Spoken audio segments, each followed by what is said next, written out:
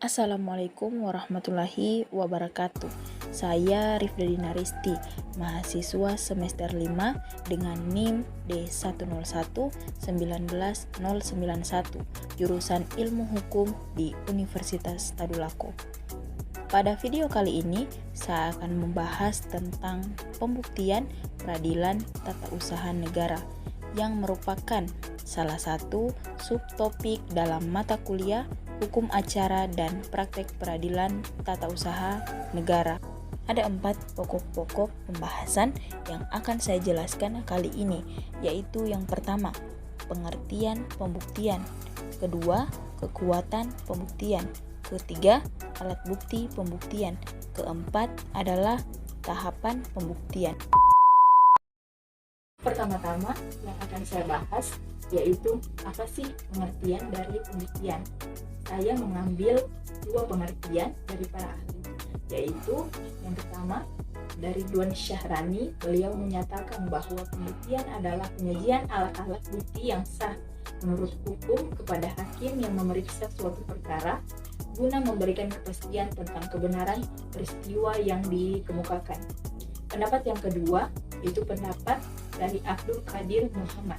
Beliau menyatakan bahwa pembuktian adalah memberikan keterangan kepada hakim akan kebenaran peristiwa yang menjadi dasar gugatan atau bantahan dengan alat-alat bukti yang tersedia. Pembuktian secara yuridis mengajukan fakta yang cukup untuk memberikan kepastian kepada hakim tentang suatu peristiwa atau hubungan. Dari beberapa pendapat para ahli sebelumnya, dapat disimpulkan bahwa pembuktian dalam konteks hukum acara peradilan tata usaha negara adalah pemberian alat-alat bukti di depan hakim untuk mengungkapkan suatu peristiwa sehingga menjadi terang yang dapat memudahkan hakim untuk memeriksa dan memutuskan sengketa tata usaha negara sesuai dengan keadilan, kepastian hukum, dan kemanfaatan. Pembuktian adalah tata cara untuk menetapkan terbuktinya fakta yang menjadi dasar dari pertimbangan dalam menjatuhkan suatu putusan.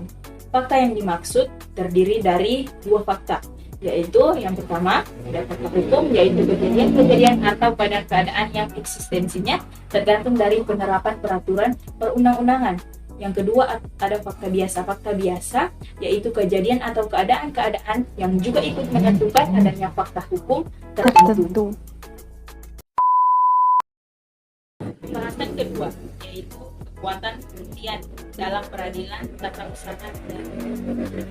Dalam ajaran teori pembuktian peradilan tata usaha negara dikenal beberapa teori pembuktian, antara lain sebagai berikut. 1. Pembuktian bebas. Menurut Sudipno Kertokusumo, ajaran pembuktian bebas atau teori pembuktian bebas adalah ajaran atau teori yang tidak menghendaki adanya ketentuan-ketentuan yang mengikat hakim, sehingga sejauh mana pembuktian dilakukan diserahkan kepada hakim. Namun dengan adanya persyaratan untuk sahnya pembuktian diperlukan sekurang-kurangnya 2 alat bukti berdasarkan keyakinan. Maksud ajaran ini yaitu A. Hakim dapat menentukan siapa yang harus membuktikan dan apa yang harus dibuktikan. B. Hal mana yang harus dibuktikan oleh para pihak dan hal mana yang harus dibuktikan oleh hakim. C. Hakim dapat menentukan alat bukti mana yang harus ditambahkan. D. Hakim dapat menentukan kekuatan pembuktian. Ada 2 keuntungan dari ajaran pembuktian secara bebas oleh hakim. Yang pertama, kebenaran material dapat lebih mudah dicapai karena hakim bisa meminta kepada tergugat untuk menyerahkan alat-alat bukti yang diperlukan oleh penggugat untuk pembuktiannya. Yang kedua, posisi para pihak yang pada dasarnya tidak seimbang bisa diminimalisasi. Teori pembuktian yang kedua yaitu pembuktian terbatas. Maksud ajaran ini yaitu bukti itu punya kekuatan atau menjadi alat bukti apabila mempunyai minimal 2 alat bukti. Pembahasan berikutnya yaitu tentang alat bukti dalam perkara peradilan tata usaha negara. dalam pasal 100 Undang-Undang Peradilan Tata Usaha Negara disebutkan beberapa alat bukti, yaitu pertama, surat atau tulisan, kedua, keterangan ahli, ketiga, keterangan saksi, keempat, pengakuan para pihak, dan yang kelima, pengakuan hakim. Berikut makna dari alat bukti dalam Undang-Undang Peradilan Tata Usaha Negara. 1. Surat atau tulisan. Alat bukti surat adalah segala sesuatu yang memuat tanda-tanda bacaan yang merupakan buah pikir atau isi hati dari orang yang membuatnya. Pada alat bukti surat atau tulisan terkandung 3 sebagai berikut. Yang pertama adalah akta autentik, yaitu surat yang dibuat oleh atau di hadapan seorang pejabat umum yang menurut peraturan perundang-undangan yang berwenang membuat surat ini dengan maksud untuk dipergunakan alat bukti tentang peristiwa hukum yang tercantum di dalamnya. Yang kedua ada akta di bawah tangan, yaitu surat yang dibuat dan ditandatangani oleh pihak-pihak yang bersangkutan dengan maksud untuk digunakan sebagai alat bukti. Yang ketiga, surat-surat lain yang bukan ahli. Yang kedua, yaitu keterangan ahli. Keterangan ahli adalah keterangan pihak ketiga yang objektif dan bertujuan untuk membantu hakim dalam pemeriksaan guna menambah pengetahuan hakim sendiri. Yang ketiga, keterangan saksi. Keterangan saksi adalah kesimpulan-kesimpulan yang ditarik dari peristiwa yang dilihat atau dialaminya, karena hakimlah yang berhak menarik kesimpulan-kesimpulan itu. Kesaksian bukanlah suatu alat pembuktian yang sempurna dan mengikat hakim, tetapi terserah pada hakim untuk menerimanya atau tidak. Artinya, hakim leluasa untuk mempercayai atau tidak mempercayai keterangan seorang saksi. Keempat, pengakuan para pihak. Pengakuan para pihak adalah suatu keterangan yang diberikan oleh salah satu pihak dalam perkara, baik secara lisan atau tertulis, yang bersifat membenarkan peristiwa, hak atau hubungan hukum yang dikemukakan atau didalilkan oleh pihak lain. Yang kelima, pengetahuan hakim. Menurut Wirjono Projodikoro, yang dimaksud pengetahuan hakim adalah hal yang dialami oleh hakim sendiri selama pemeriksaan perkara dalam sidang. Pada pasal 106 Undang-Undang Nomor 5 Tahun 1986 tentang Peradilan Tata Usaha Negara menyatakan pengetahuan hakim adalah hal yang olehnya diketahui dan diyakini kebenarannya. Pembahasan terakhir yaitu tahapan pembuktian dalam hukum acara peradilan tata usaha negara. Yang menjadi ciri khusus dari hukum acara peradilan tata usaha negara yaitu di mana peranan hakim aktif, sebab hakim dibebani untuk mencari kebenaran material. Hal ini sesuai dengan ketentuan pada Undang-Undang Nomor 5 Tahun 1986 dalam pasal 63, pasal 80, pasal 85, pasal 95, dan pasal 103. Jika dikaitkan dengan tahapan pembuktian dalam praktek peradilan tata usaha negara, maka tahapan tersebut antara lain dalam proses peradilan hakim menentukan apa yang dibutuhkan, beban pembuktian, beserta penilaian pembuktian. Hal ini sesuai dengan ketentuan dalam pasal 107 Undang-Undang tentang Peradilan Tata Usaha Negara.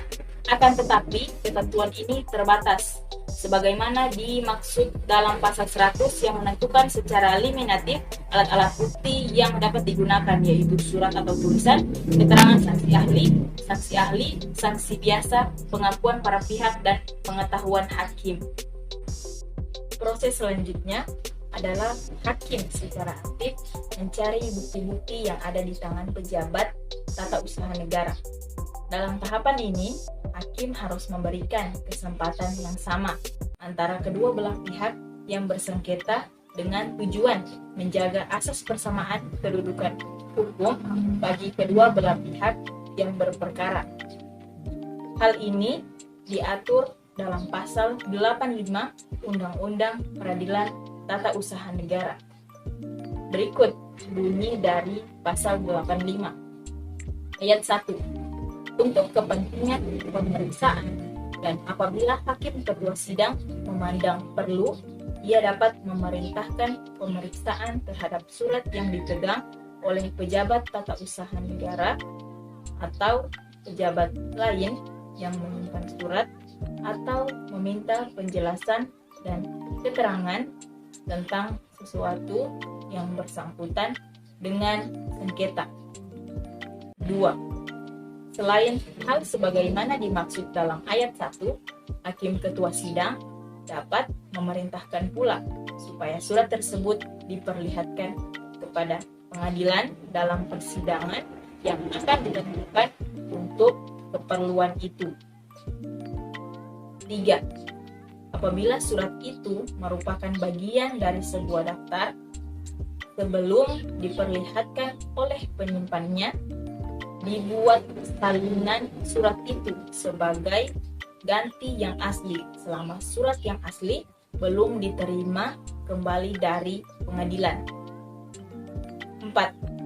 Jika pemeriksaan tentang benarnya surat menimbulkan persangkaan terhadap orang yang masih hidup bahwa surat itu dipalsukan olehnya, hakim ketua sidang dapat mengirimkan surat yang bersangkutan ini kepada penyidik yang berwenang, dan pemeriksaan sengketa tata usaha negara ini dapat ditunda terlebih dahulu sampai putusan perkara pidananya dijatuhkan.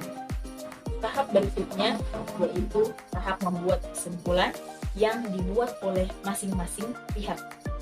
Ketentuan ini diatur dalam pasal 97 ayat 1 sampai 6 yang berbunyi: 1. Dalam hal pemeriksaan sengketa sudah diselesaikan, kedua belah pihak diberi kesempatan untuk mengemukakan pendapat yang terakhir berupa kesimpulan masing-masing. 2. Setelah kedua belah pihak mengemukakan kesimpulan sebagaimana yang dimaksud dalam ayat 1, maka hakim ketua sidang menyatakan bahwa sidang ditunda untuk memberikan kesempatan kepada majelis hakim bermusyawarah dalam ruangan tertutup untuk mempertimbangkan segala putusan sengketa tersebut. Ya, putusan dalam musyawarah majelis merupakan hasil permufakatan bulat, kecuali jika setelah diusahakan dengan sungguh-sungguh tidak dapat dicapai permufakatan bulat, putusan diambil dengan suara terbanyak. 4. Apabila musyawarah majelis sebagaimana dimaksud dalam ayat 3 tidak dapat menghasilkan putusan, permusyawaratan ditunda sampai musyawarah majelis berikutnya. 5. Apabila dalam musyawarah majelis berikutnya tidak dapat diambil suara terbanyak, maka suara terakhir hakim ketua majelis yang menentukan. Kemudian, tahap yang terakhir adalah tahap pengambilan putusan yang diatur dalam pasal 97 ayat 6 sampai dengan ayat 11 yang berbunyi: ayat 6, putusan pengadilan dapat dijatuhkan pada hari itu juga dalam sidang yang terbuka untuk umum atau ditunda pada hari lain yang harus diberlakukan kepada kedua belah pihak. 7. Putusan pengadilan dapat berupa: A. Gugatan ditolak, B. Gugatan dikabulkan, C. Gugatan tidak diterima, dan D. Gugatan 8. Dalam hal gugatan dikabulkan, maka pihak tersebut dapat ditetapkan kewajiban oleh badan atau pejabat tata usaha negara yang mengeluarkan keputusan tata usaha negara. 9. Kewajiban sebagaimana dimaksud dalam ayat 8 berupa: A. Pencabutan keputusan tata usaha negara yang bersangkutan, atau B. pencabutan keputusan tata usaha negara yang bersangkutan dan menerbitkan keputusan tata usaha negara yang baru, atau C. penerbitan keputusan tata usaha negara dalam hal gugatan didasarkan pada pasal 10. Kewajiban sebagaimana dimaksud dalam ayat 9 dapat disertai pembebanan dan hukuman. 11. Dalam hal putusan pengadilan sebagaimana dimaksud dalam ayat 8 menyangkut kepegawaian, maka di samping kewajiban sebagaimana dimaksud dalam ayat 9 dan ayat 10 dapat disertai pemberian rehabilitasi.